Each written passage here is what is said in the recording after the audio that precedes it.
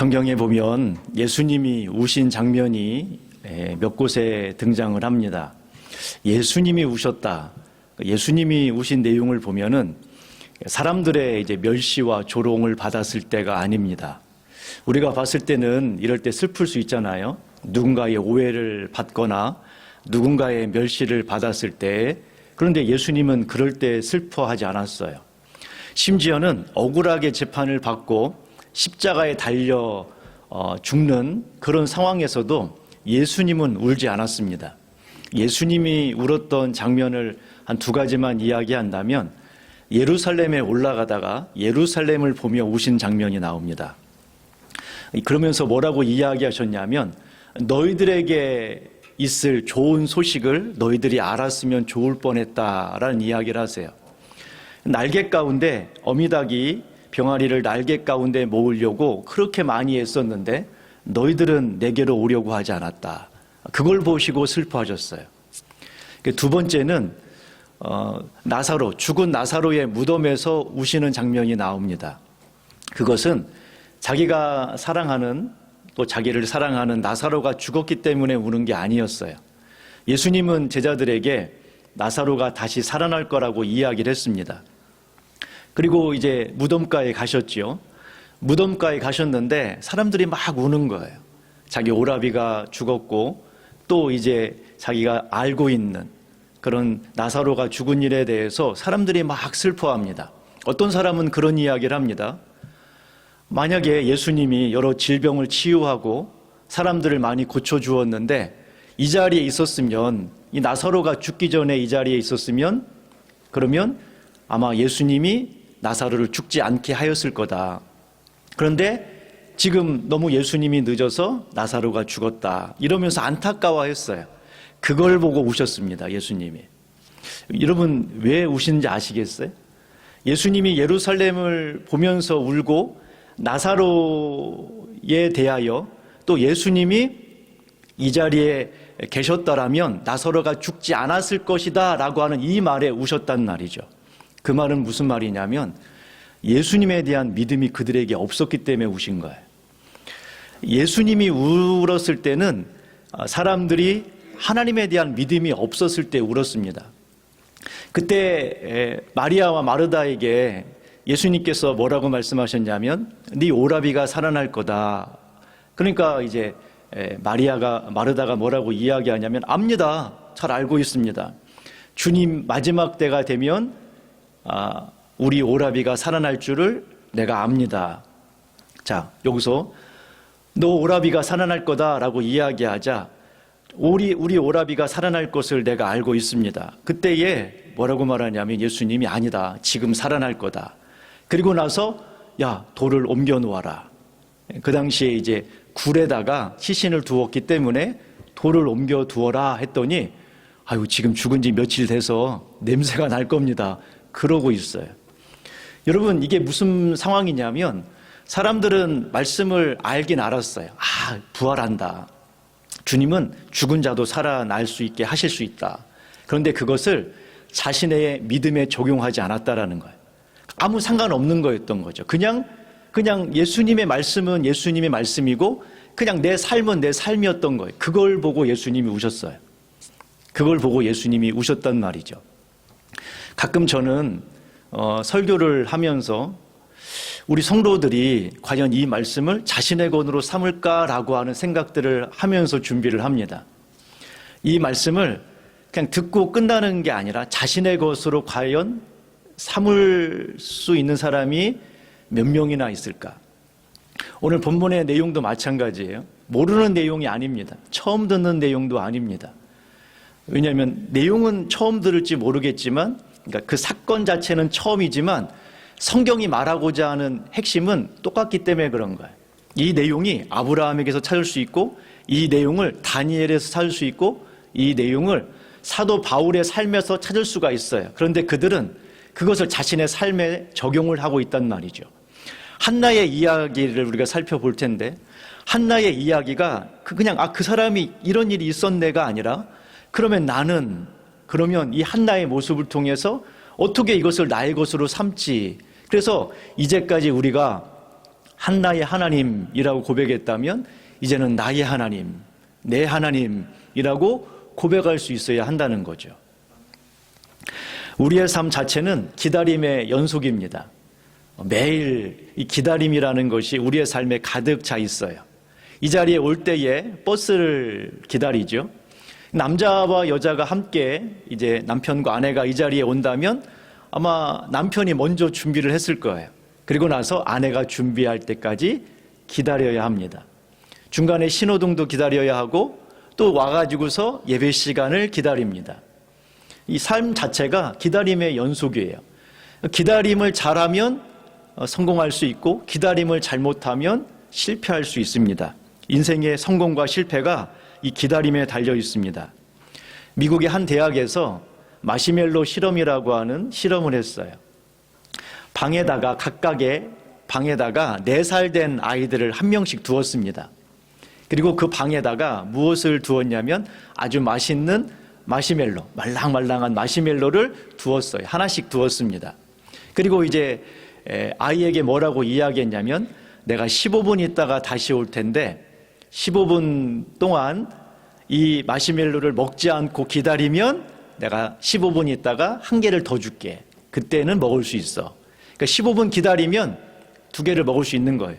지금 현재 한 개에다가 한 개를 더 줘서 2개를 먹을 수 있고 만약에 15분을 기다리지 못하고 마시멜로를 먹으면 이제 없는 거죠. 자, 그리고 나서 실험 이제 하는 사람이 나갔습니다. 이제 그 방에는 누구만 남았냐면 아이하고 맛있는 마시멜로만 남아 있어요. 15분이라는 시간, 4살 된 아이에게는 굉장히 긴 시간입니다. 거기에다가 맛있는 마시멜로까지 함께 있다면 아마 그것은 1시간처럼 길게 느껴질 거예요. 분명히 15분 동안 먹지 말라고 했으니까 기다려야 되잖아요. 아이들이 어떻게 하는가 보았더니 어떤 아이는 마시멜로 가까이 가서 손가락으로 찔러봐요. 먹고는 싶은데 먹지는 못하고 콕콕 찔러보고, 어떤 아이는 혀로 이렇게 핥아보기도 하고, 어떤 아이는 방안을 막 뛰어다녀요. 왜냐? 먹고 싶은데 딴 생각을 좀 해보겠다고 방안을 뛰어다니기도 하고 노래를 부르기도 하고 눈을 감고 그렇게 시간을 보내는 아이들도 있었어요. 그렇게 15분이 지나고 나서 이제 실험자가 들어와서 뭐라고 이야기하냐면 참고 기다린 아이에게는 아까 약속한 대로 마시멜로를 하나 더 주었고 2개를 먹게 했고, 참지 못한 채 그걸 먹은 아이는 그렇게 실험이 끝나는 것처럼 보였습니다. 근데 실험은 지금부터 시작이었어요. 지금부터. 자, 이 두 부류의 아이들이 생겼을 거 아니겠어요? 참고 기다린 아이들과 참지 못하고 먹은 아이들을 15년 동안 추적을 했습니다. 15년 동안 이 아이들이 어떻게 살아가는지를 조사를 한 거예요. 자, 15년이 지나고 나서 15년 동안의 삶을 쭉 조사를 해 보았더니 유혹을 이기고 마시멜로를 먹지 않고 기다린 아이들이 학교 성적이 훨씬 더 좋았고 친구들과의 관계도 훨씬 더 원만했으며 스트레스를 받을 때에도 이 스트레스를 효과적으로 관리하는 아이들이었다라는 거죠. 이 마시멜로 실험을 통해서 알 수 있는 것은 뭐냐면 기다릴 줄 아는 아이가 더 성공적인 삶을 산다는 거예요. 기다릴 줄 아는 아이가.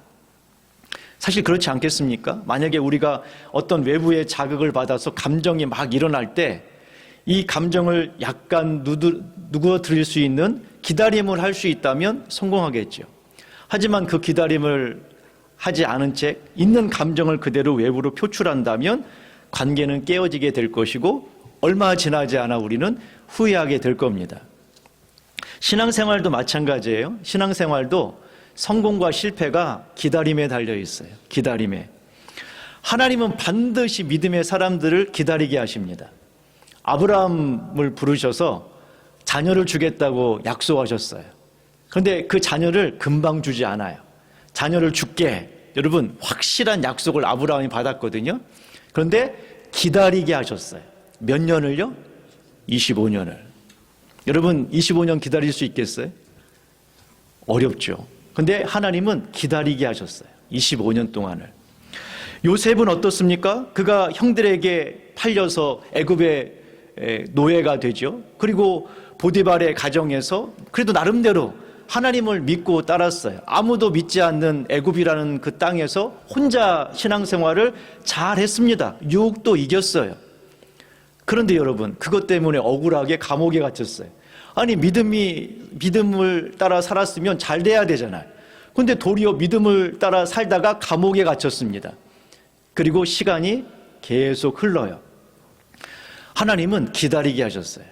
하나님은 계속해서 하나님의 때에 요셉이 그때까지 기다릴 수 있도록 계속 기다림의 훈련을 하셨다라는 거예요. 다윗은 어떻습니까?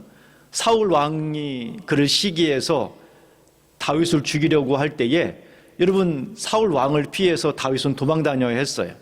하나님의 때를 기다려야 돼. 물론 약속은 있었어요. 너가 왕이 될 거다라고 하는 약속은 있었는데 현실은 완전히 반대였어요. 자신이 왕이 될 거라고 하나님이 기름 부으셨는데 현실은 지금 사울 왕에게 쫓겨 도망 다니는 도망자 신세가 된 거예요. 자, 이 다윗이 몇 년을 기다린지 아세요? 10년을 기다렸어요. 하나님은 기다리게 하십니다. 그리고 재미있는 사실은 뭐냐면 완전히 그들이 포기했을 때, 야, 더 이상 끝났어. 자신의 노력으로 하도록 내버려 두세요. 언제까지 기다리게 하나님이 하시냐면 사람들이 자신의 노력으로 할 때는 기다리셨어요. 하나님이. 요셉이 거기서 어떻게 합니까? 구원해 줄 거라고 믿으면서 기다렸죠. 근데 안 구원해 주는 거예요. 꿈을 해석해 주면서 이제는 당신이 내가 억울하게 감옥에 갇혀 있으니 당신이 나가시면 제가 억울하게 이 감옥에 갇혀 있으니 구해달라고 인간적인 방법을 쓸 때 하나님은 역사하지 않았다니까요. 아브라함이 스스로 야, 이거 하나님이 약속을 안 지키나 봐. 그러니까 어떻게 해야 되지?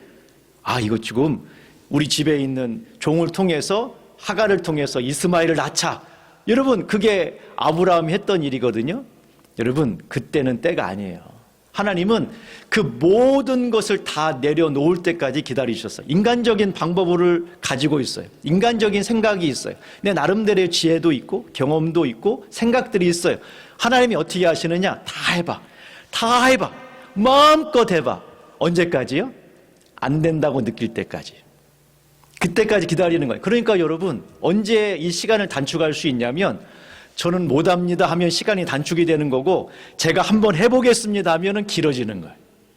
그게 기다림인 거죠. 하나님은 언제까지 기다림의 훈련을 하시냐면 하나님, 저는 도저히 할 수 없습니다.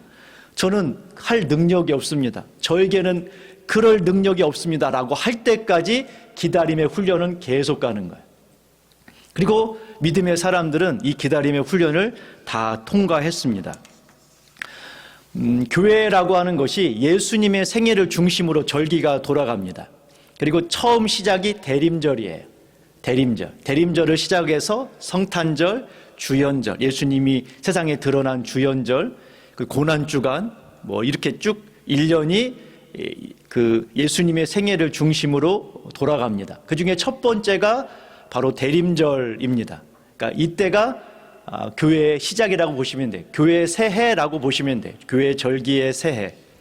언제가 대림절의 시작이냐면 11월 30일에서 가장 가까운 주일, 11월 30일에서 가장 가까운 주일이 대림절인데 공교롭게 올해는 11월 30일, 오늘이 딱 가장 그날이라서 오늘 대림절 시작입니다. 오늘부터 시작해서 4주간, 주일 기준으로 4주간이고 날짜로 보면 12월 24일까지 성탄절 전날까지가 대림절이라고 보시면 돼요. 보통 교회들이 10월쯤 되면 또 11월 초쯤 되면 성탄절 행사를 이제 계획하고 준비를 합니다. 성탄절 행사를 준비를 해요. 그래서 뭐 성탄절 전야 24일 날 하기도 하고 성탄절 당일 날 25일 날 하기도 합니다. 보통 뮤지컬 공연을 하기도 하고 성탄절 칸타타를 하기도 하고 또 교회학교 발표회 등 여러 가지 계획들을 세우지요. 그리고 이제 준비를 하고 나서 본격적인 연습은 대림절이 시작이 되면 본격적인 연습을 합니다. 이제 한 달 남았으니까 연습을 하는 거죠. 하지만 이 대림절이라고 하는 것은 성탄절을 준비하고 연습하는 그런 기간으로 삼기 위해서 만든 절기는 아닙니다. 이 대림절이라고 하는 이 대림절, 교회의 시작, 절기의 시작이라고 하는 이 대림절의 의미가 뭐냐면 이 대라고 하는 단어, 대림절, 대라고 하는 이 단어의 의미가 뭐냐면 기다린다는 거예요. 기다린다. 기다릴 때예요. 기다릴 때. 대림절은 기다리는 절기라고 보시면 돼요. 그럼 뭘 기다려야 되잖아요. 기다리는데 뭘 기다려야 되잖아요. 림이라고 하는 것은 임할 임이에요. 임하다. 그러니까 임하시기를 기다린다. 누가 임하시기를? 예수님이 임하시기를 기다리는 절기. 주님이 임하시기를 기다리는 절기. 이 대림절이라는 말도 사람들은 이제 쓰지만 대강절이라고도 씁니다. 대강절. 대강 보내는 날이 아니고요. 이 강이라는 것은 강림, 임한다, 하늘에서 내려온다라는 의미예요. 그러니까 하늘에서 내려오시기를 기다린다. 그때는 뭐 대강절, 임하시기를 기다린다, 대림절. 같은 말입니다. 같은 단어인데 결국 대림절이라는 것은 예수님이 임하시기를 기다리는 절기, 예수님이 다시 오시기를 기다리는 절기라고 보시면 돼요. 이상하죠? 한 2000년 전에 예수님이 오셨는데 뭘 또 기다려? 그러니까 이 대림절이라고 하는 이 개념은 크게 세 가지가 있어요. 크게 세 가지. 대림절이라고 할 때 뭘 기다리느냐? 세 가지를 말해요. 첫 번째는 2000년 전에 예수님이 오셨잖아요. 2000년 전에 예수님이 오신 의미가 뭐냐? 2000년 전에 예수님이 오셨는데 그 의미가 뭐냐라는 거예요. 그 의미가. 첫 번째 의미가 이거고요. 대림절의 두 번째 의미는 뭐냐면 다시 오실 예수님을 기다리는 거예요. 다시 오실 예수님을 기다리는 거. 그리고 세 번째는 뭐냐면 우리의 삶에 임하시기를 기다리는 거예요. 우리의 삶에, 내 인생의 삶 속에 주님이 임하시기를 기다리는 절기입니다. 그래서 예수님께서 2000년 전에 이 땅에 오셨을 때에 사람들이 오시는 걸 알았잖아요. 그러면 사람들이 간절히 사모했어요. 누가복음에 보면은 여러 사람들이 등장하는데 주의 임하심을 기다렸다라는 그 기록이 나옵니다. 여러 사람들이 기다렸어요. 그러면 우리는 여기서 우리가 재림을 기다리고 우리의 삶에 예수님이 임하기를 기다려야 되는데, 그럼 여기서 그들을 보면서 2000년 전에 예수님이 오시기를 기다렸던 사람들을 보면서 우리가 뭘 생각해야 되냐면 그들은 왜 기다렸냐는 거예요. 왜? 예수님이 임하셨을 때 뭘 기대하며 기다렸냐는 거죠. 그러면 그들이 그걸 기대했다면 우리도 예수님이 다시 오실 때 그걸 기대하며 기다리면 되잖아요. 그리고 우리의 삶 속에 이것을 기대하며 기다리면 되죠. 2000년 전에 왜 기다렸나? 그리고 그들은 예수님이 어떤 분이라고 이해하며 기다렸는가? 그리고 예수님이 임하시기를 기다리면서 그들은 대체 무엇을 했는가? 그걸 보면서 왜 기다려야 하는지, 그분이 누구라고 이해해야 되는지, 기다리면서 우리는 뭘 해야 되는지를 준비하고 그것을 살펴보는, 그게 바로 대림절이라고 보시면 되죠. 인생을 살아가면서 우리는 여러 가지 어려움들을 경험하게 됩니다. 어려움도 참 많아요. 그리고 재미있는 것은 한 가지 어려우면 그 한 가지만 어려운 게 아니라 여러 가지가 같이 얽혀 있습니다. 건강이 좋지 않으면 건강만 좋지 않은 게 아니라 사람과의 관계도 어려워지고 경제적인 문제도 생기고 다양하게 얽히고 설켜 있는 게 우리의 인생입니다. 신체적인 문제가 발생하기도 하지요. 병에 들거나 때로는 수술을 해야 되는 상황이 발생하기도 하고, 나이가 들어가면 점점 건강이 약화됩니다. 사고로 인해서 갑작스럽게 장애를 갖게 되기도 하죠. 이런 어려움들이 있어요. 정신적으로 감정적인 어려움을 경험하기도 합니다. 미래에 대한 두려움, 미래에 대한 염려, 걱정, 또 어떤 것을 잃은 상실감, 중요한 물건들을 잃어버리거나 사랑하는 사람을 먼저 보내는 상실감, 또는 외로움도 하나의 문제일 수 있습니다. 최근에 보면 1인 가구가 30%가 넘습니다. 우리나라에 혼자 사는 1인 가구가 30%가 넘는데요. 뭐 청년도 그렇고 그다음에 장년, 노년도 그렇습니다. 그들이 느끼는 가장 큰 어려움이 뭐냐라고 물어봤더니 우리가 생각했을 때는 경제적인 어려움이라고 생각하잖아요. 노년이 되면, 은퇴가 되면 가장 힘든 게 뭐냐라고 생각했을 때 이게 경제적인 어려움이 가장 크구나. 그렇지 않아요. 실제로 노년이 됐을 때 당신을 가장 힘들게 하는 게 뭐냐라고 물었더니 외로움이라고 이야기했어요. 그러니까 여러분들은 뭘 해결하려고 노력하셔야 되냐면 경제적인 문제보다 외로움을 해결하셔야 돼요. 친구든 아니면 가족이든 그 외로움을 해결해야 된다는 거죠. 관계의 어려움도 있습니다. 가정 안에서 부모와 자녀 간에, 부부 간에 갈등이 있을 수도 있고, 그 다음에 교회 안에서도, 직장 안에서도 갈등을 경험합니다. 경제적인 어려움도 있죠. 갑작스러운 실직이나 사업의 실패, 과도한 빚, 또 예상하지 못한 큰 지출. 갑자기 큰 수술을 받게 되면 1,000만 원, 2,000만 원이 금방 들어가는 것은 일도 아니죠. 이런 일들을 경험하게 되면 우리는 굉장히 당황하게 됩니다. 사회적인 어려움도 있어요. 차별이나 부당함을 경험하기도 하고, 또 학교에나 직장에서는 무한 경쟁에 노출되기도 합니다. 그런가 하면 요즘은 얼마나 빨리 바뀝니까, 사회가? 그러다 보니까 사회에 대해서 적응하는 어려움이 생기게 돼요. 막 스마트폰, 키오스크, 여러 가지에 대해서 빨리빨리 적응을 해야 되는데, 예전에는 그걸 필요가 없었어요. 농경사회에서는 그럴 필요가 없는데, 최근에 와서는 이거 단어들도 어렵고 생소하고 그걸 사용하는 것도 더더욱더 어려워지는 그런 시대를 살아가고 있습니다. 이런 어려움들을 겪다 보면 자신의 힘으로 해결할 수 없다고 느낄 때가 많고, 때로는 이건 불가능하다라고 느낄 때도 있어요. 내 능력으로는 불가능하다. 근데 문제는 뭐냐면 그런 느낌을 받으면서도 우리의 삶을 살아내야 된다는 거예요. 내가 지금 이 어려운 문제 앞에 내 힘으로 해결하기 버겁다 또는 불가능하다라고 느끼면서도 우리의 인생을 살아내야 된다는 게 어려운 거라는 거죠. 그렇지 않습니까? 예를 들어서 내가 만약에 병이 들어서, 예를 들어서 장애가 생겼다. 그래도 살아내야 되잖아요. 경제적인 어려움이 있거나 미래에 대한 불안함이 있어도 살아내야 된단 말이에요. 살아가야 한단 말이죠. 그러니 이것이 참 어렵습니다. 오늘 본문에 보면은 한나라고 하는 여인이 등장을 해요. 이 여인이 지금 굉장히 고통스럽고 힘든 시간을 보내고 있습니다. 이 여인은 아이를 낳지 못하는 불임 상태였어요. 아이를 낳지 못하는.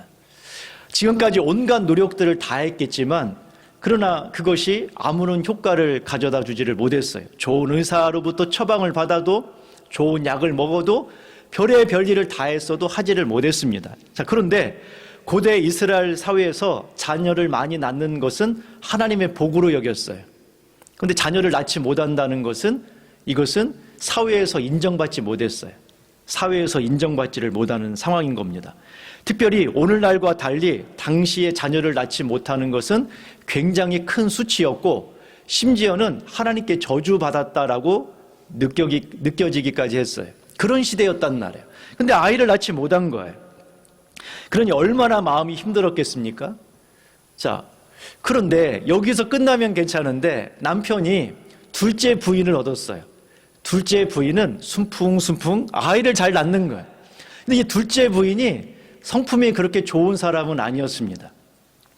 이 한나라고 하는 첫째 부인을 쫓아내려고 했는 건지 늘 멸시하고 괴롭히고 조롱을 하는 거예요. 그래서 마음이 너무 괴로워요. 자녀를 낳지 못한 것도 힘든데 그 둘째 부인이, 자녀를 많이 낳았던 둘째 부인이 멸시하고 조롱하니 매일매일 큰 아픔과 고통 속에 하루하루를 지내야만 했습니다. 그래도 다행인 것은 한나에게는 아주 자상한 남편이 있었어요. 한 가지는 있었어요. 자상한 남편. 자상한 남편이 한나에게 뭐라고 말하냐면, 어찌하여 울며 어찌하여 먹지 아니하며 어찌하여 그대의 마음이 슬프냐. 왜 먹지 않느냐? 왜 울고 있느냐? 왜 마음이 슬프냐? 내가 10 아들보다 낫지 않냐? 나만 보고 살아라. 이렇게 이야기해요. 꽤 괜찮은 남편이에요. 이 정도 남편이면 꽤 괜찮습니다. 왜냐? 그 당시에 일반적으로 첫째 부인이 아이를 낳지 못하면 그 당사자만이 아니라 그 가문 자체가 별로 인정을 받지 못했다니까요. 그러니까 오죽하면 여러분, 아브라함의 아내 사라가 아이를 스스로 낳지를 못하니까 자기 종에게 하가를 통해서 이스마엘을 낳았겠어요. 오죽하면 그냥 우리 둘이 잘 살자 이래도 되잖아요. 그런 시대가 아니었으니까. 그러니 지금 자기 때문에 자기만 수치를 당한 게 아니라 지금 자기 남편도, 이 자상한 남편도 지금 사회적으로 인정을 받지 못하는 거예요. 사회에서 이 집안이 꽤 부잣집이었는데 그런데 보니까 사회에서 이번에 동장을 뽑는데 이번 순위를 보니까 엘가나, 이 한나의 남편 엘가나가 순번이에요. 아주 좋은 사람인데 그런데 흠이 하나 있어. 뭐예요? 자녀가 없네, 안 되겠네, 이렇게 되고 있는 상황이란 말이에요. 그러니 이 한나의 마음이 얼마나 고통스럽고 힘들겠어요. 자기가 지금 남편의 앞길을 막고 있고 거기에다가 대적은 날마다 자기를 멸시하고 조롱하고 있으니 좋은 남편도 위로가 되지 않아요. 그런데 이런 한나가 달라졌어요. 우리 아이만 달라지는 게 아니라 한나가 달라졌어요. 2장에 보면, 사무엘상 2장에 보면 한나의 기도이기도 하고 찬양이기도 합니다. 거기에 보면은 이런 말이 나와요. 자, 1절부터 볼까요? 2장 1절. 한나가 기도하여 이르되 내 마음이 여호와로 말미암아 즐거워하며, 내 마음이 여호와로 말미암아 즐거워하며 내 뿔이, 이 뿔은 영광, 권세를 상징해요. 고개를 푹 숙이면 힘이 없는 거고 고개를 쳐들고 있으면 영광스러운 거, 당당한 거잖아요. 내 뿔이 여호와로 말미암아 높아졌으며 내 입이 내 원수들을 향하여 크게 열렸으니. 자, 이 원수가 누구예요? 분인나, 그 둘째 부인. 둘째 부인이 말해도 말도 못했어. 그런데 이제는 입을 크게 열리고, 야, 봐라, 나도 애기 낳았다, 이렇게 지금 이러고 있는 거야. 내 원수를 향하여 내가 크게 입을 열렸으니 이는 내가 주의 구원으로 말미암아 기뻐함이니이다. 주님의 구원으로 말미암아 기뻐합니다. 이렇게 지금 찬양을 시작해요. 이 한나의 기도, 한나의 찬양을 핵심 내용이 뭐냐면 세 가지입니다. 세 가지. 첫 번째, 지금 이어서 2절부터 쭉 진행되는 내용에 보면 세 가지 이야기를 해요. 첫 번째가 뭐냐면 하나님 같은 분이 없다라는 말이에요. 하나님 같은 분이 없다. 자, 2절 볼까요? 2절. 여호와 같이 거룩하신 이가 없으시니 이는 주밖에 다른 이가 없고 우리 하나님 같은 반석도 없으심이니이다. 하나님은 거룩한 분이고 약속을 하면 지키시는 분이다. 하나님 같은 분이 없구나라고 고백을 해요. 첫 번째 고백이 하나님 같은 분이 없네. 하나님 같은 분이 없네. 이게 지금 첫 번째 고백이에요. 두 번째 고백이 핵심이 뭐냐면 3절입니다. 3절. 자, 3절에 보시면 심히 교만한 말을 다시 하지 말 것이며 오만한 말을 너희의 입에서 내지 말지어다. 여호와는 지식의 하나님이시라 행동을 달아 보시느니라. 지금 한나의 두 번째 고백이 뭐냐면 하나님은 다 알고 계시다는 거예요. 하나님은 다 알고 계시는구나. 하나님은 지식의 하나님이라 행동을 달아 보시느니라. 예, 그 분인 나가 했던 교만한 말, 그 오만한 말들을 다 알고 계시는구나. 자, 첫 번째가 뭐라고 했죠? 하나님 같은 분이 없네. 두 번째가 뭐라고 했어요? 하나님이 다 알고 계시네. 자, 세 번째가 뭐냐면 모든 상황을 역전시키시네라는 거예요. 자, 6절 볼까요? 6절. 여호와는 죽이기도 하시고 살리기도 하시며 스올에 내리기도 하시고 거기에서 올리기도 하시는도다. 여호와는 가난하게도 하시고 부하게도 하시며 낮추기도 하시고 높이기도 하시는도다. 가난한 자를 진토에서 일으키시며 빈궁한 자를 거름더미에서 올리사 귀족들과 함께 앉게 하시며 영광의 자리를 차지하게 하시는도다. 자, 왜냐? 땅의 기둥들은 여호와의 것이라. 여호와께서 세계를 그것들 위에 세우셨도다. 하나님이 높이기도 하고 낮추기도 하고 저 무덤에서 일으키시기도 하고 가난한 자, 빈궁한 자를 높여서 귀족들과 함께 앉는 영광을 주시기도 하는데 그 이유는 뭐냐면 하나님이 천지 만물을 만드신 창조주이고 세상의 주인이기 때문이라는 거예요. 그러니까 한나의 고백은 단순하게 세 가지입니다. 하나님밖에 없네. 하나님이 다 알고 계시네. 하나님이 결정하시면 되네. 이게 지금 한나의 고백인 거예요. 대림절이 되면 교회 장식을 합니다. 대림절이 되면 보통 성탄절 추리를 하기도 하고 보라색 같은 걸로 이제 장식을 하기도 해요. 근데 그 중에 하나 장식이 뭐냐면 초 장식이 있습니다. 대림절에 또 초를 가지고 장식을 하는 교회들도 있습니다. 보통 초를 4개를 사용하기도 하고 5개를 사용하기도 해요. 4개를 사용하는 경우 5개를 사용하는 그 차이는 뭐냐면 성탄절날 초를 쓰느냐 안 쓰느냐를 가지고, 대림절 4주간이거든요. 대림절 4주간에 초를 하나씩 킨다면 4개를 장식하고, 성탄절까지 초를 킨다면 5개를 장식을 합니다. 그런데 여기에서 5개냐 4개냐가 중요한 게 아니라 거기에 담겨져 있는 의미예요. 초는 매 주마다 1개씩 추가로 켭니다. 대림절 첫째 주에는 1개를 켜고, 둘째 주에는 2개를 켜고, 그다음에 셋째 주에는 3개, 이렇게 하나씩 늘려갑니다. 그리고 첫 번째 대림절, 그러니까 우리로 말하면 절기의 시작이라고 말씀드렸죠. 대림절이 모든 1년의 시작, 그 대림절에 첫 번째 초를 켜는데 그 초를 뭐라고 키냐면 기다림의 초라고 불러요. 기다림의 초. 그리고 이 초를 또 뭐라고 부르냐면 소망의 초라고 부릅니다. 자, 무슨 초라고 부른다고요? 소망의 초. 그러니까 다시 말해서 깜깜한 어두움 가운데 초를 켬으로 말미암아 우리의 인생에 하나님이 우리 안에 어두움 가운데 있는 내 인생에 빛으로 임하시고, 그리고 그 빛으로 임하실 주님을 기다립니다 라면서 키는 촛불이 첫 번째 대림절에 키는 초라는 거죠.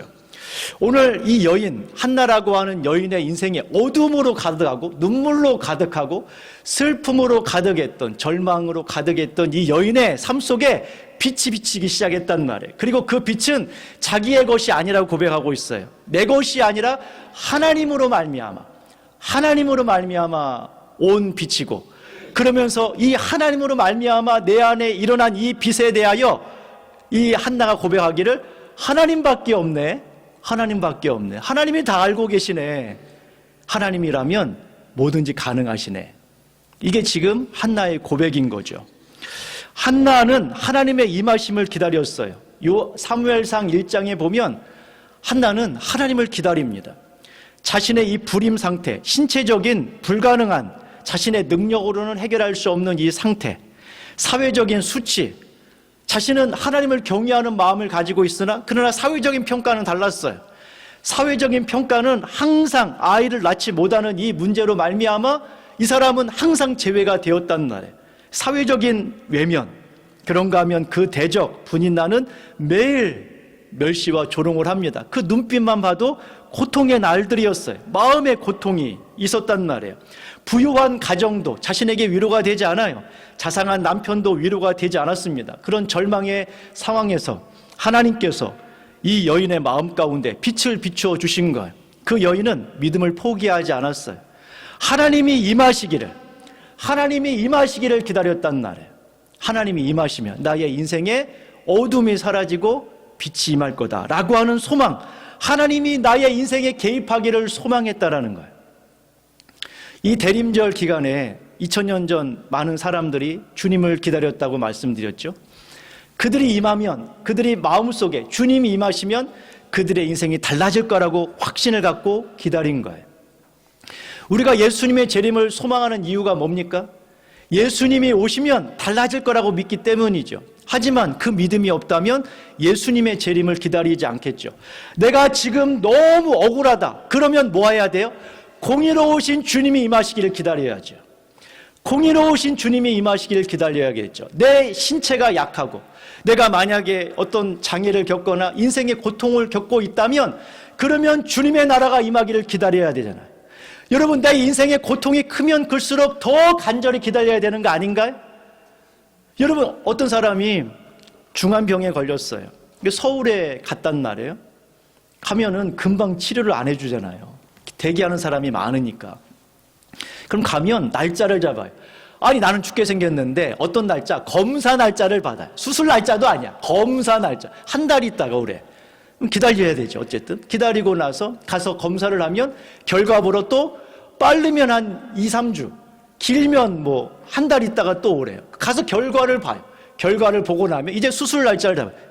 정말 속이 터지죠. 그럴 때 뭐라고 이야기합니까? 혹시 중간에라도 누가 치료를 포기하면 저한테 연락을 주세요. 그렇게 항상 이야기한단 말이에요. 그러면서 기다리죠. 내 날짜는 한 달 있다가 그 수술하기로 했어요. 검사하고 결과 보고 한 달 있다가 오래요. 그 날짜가 있지만 내 마음에는 뭘 기다려요? 오늘이라도 올 수 있습니까? 라고 하는 그 날짜 얼마나 간절히 기다리겠어요? 내 인생의 삶이 더 어둡다면 더 기다리지 않겠어요? 근데 우리가 왜 기다리지 않죠? 나는 고통스럽다고 말하는데 왜 그날을 기다리지 않습니까? 나의 인생에 지금하고 달라야 된다고 여기는데 왜 그날을 사모하지 않죠? 나의 인생에 빛이 필요하다고 여긴다면 주님이 임하시기를 사모해야 되는데 깊이가 더 깊어지면 깊어질수록 나의 인생의 고통이 더 커지면 커질수록 아픔이 더 커지면 커질수록 내 인생에 여러분 외로움이 더 커지면 커질수록 주님이 나의 인생에 속히 임하기를 간절히 기다려야 되는 거 아니겠어요? 대림절은 행사를 준비하는 날이 아니라 주님 자체를 기다리는 날이에요. 주님이 임하시기를 기다리는 날. 그분이 나의 인생에 개입해 주시기를 원합니다. 나의 고통의 현장에 임하시기를 원합니다. 그게 우리의 모습이어야 한다는 거죠. 여러분의 인생 속에 고통이 있습니까? 아까 말씀드렸던 것처럼 살다 보면 어려움을 겪게 되는데 버거울 때가 있어요. 내 힘으로 하기가 버거울 때가 있고 때로는 내 능력으로 불가능하다고 느낄 때가 있어요. 자, 그때 어떻게 하셔야 된다고요? 주님을 바라보셔야 돼요. 주님이 임하시기를. 주님, 한나가 그랬어요. 한나는 자신의 노력대로 다 해봤어요. 그런데 안 된단 말이에요. 고통이 여전히 있는데 자신의 삶을 살아내야 돼요.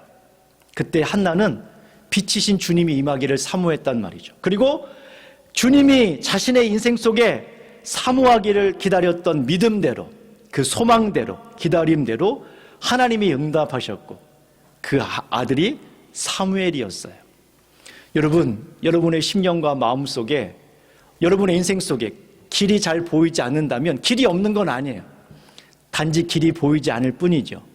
만약에 길이 보이지 않고 길이 없다고 느낀다면 하나님은 길을 만들어 가실 겁니다. 여러분의 인생 속에 주님을 바라보시고 주님, 저는 지금 버거운 인생을 살아가고 있습니다. 또한 살아내야 합니다. 그러나 주님, 제 능력이 아니라 하나님의 능력을 덧입기를 바랍니다. 주님이 나의 인생에 오시고 나의 인생에 빛으로 임하심으로 말미암아 내가 내 인생을 잘 살아갈 수 있도록 도와주십시오. 이런 대림절이 되기를 간절히 소망합니다.